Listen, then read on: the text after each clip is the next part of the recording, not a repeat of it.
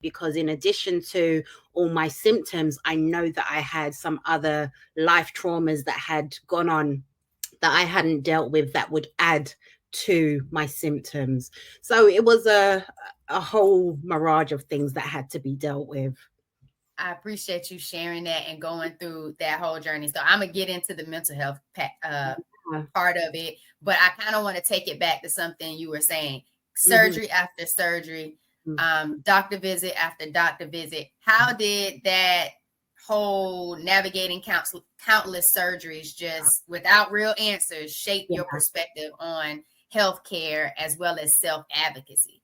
Do you know, to be honest, when I was going through it at the time, I didn't even think about it. It was a case of, okay, I've got this appointment, I'm going to the surgery, let me see what's going on. And it wasn't, I've always been conscious, but I don't think I really woke up until that word hysterectomy came into my sphere, my atmosphere, because up until that point, yes, I had this issue.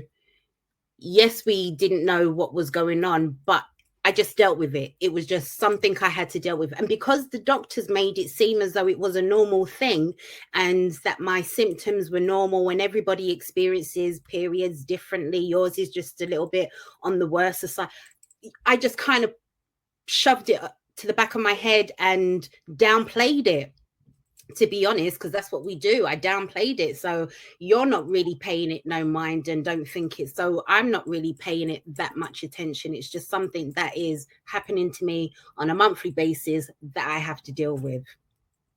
I appreciate you going there. And like you said, it was seemed as normal. And it wasn't until getting this diagnosis of endometriosis and polycystic ovarian syndrome, adenomyosis, fibroids, and we have this pain. We don't know it's not normal because it's the pain that we've always experienced. Right. Exactly. And then for them to say, oh, it's normal, or, oh, you got your period on and you're cramping. Okay, well, that's normal. It happens. You're a woman. You got to go through this process.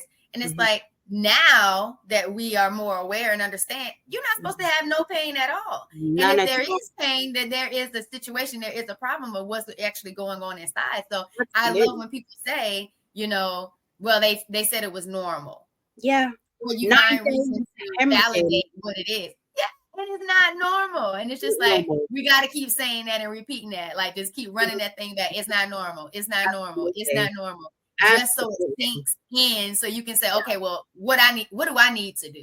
What do I need to do to really figure this out? And so I appreciate you going through that and telling me about it and saying the word, oh, it's normal, or passing it off because the healthcare system said it was normal. Then you'd be like, oh, okay, because they said it. They're the experts. Got it. It's normal. Let me just keep going through the system they want me to go through and let them figure it out.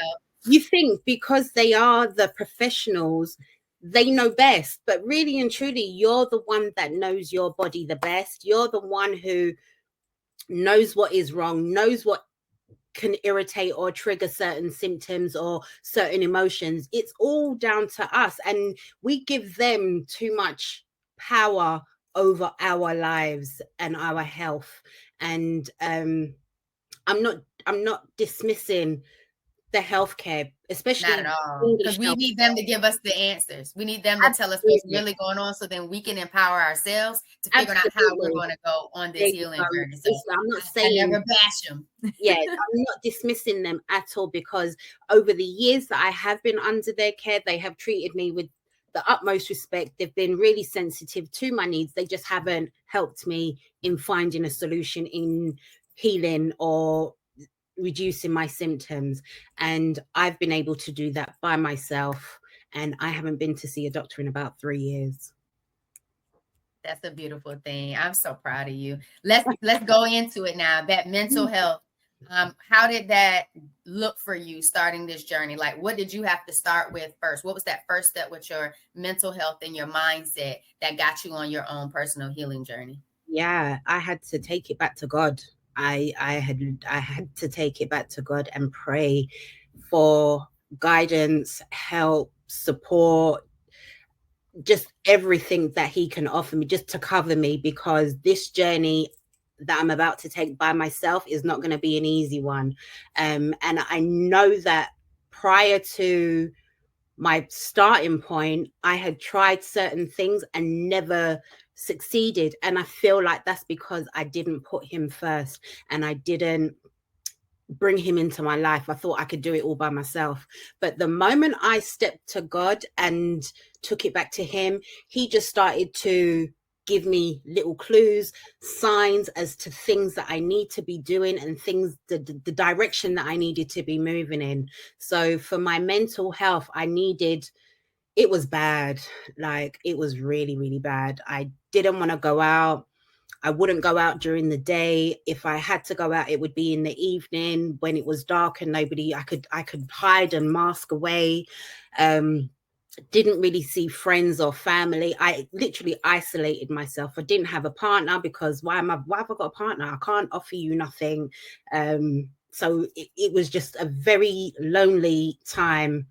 And yeah, it just wasn't nice. So for me to come out of that, when I was working and was referred to occupational health, the therapist that I spoke to, this is probably one of the only things that I took away from it, was she advised me to get into creative therapy. Now, I had never heard of creative therapy, but I was down for it. I said, it can't hurt.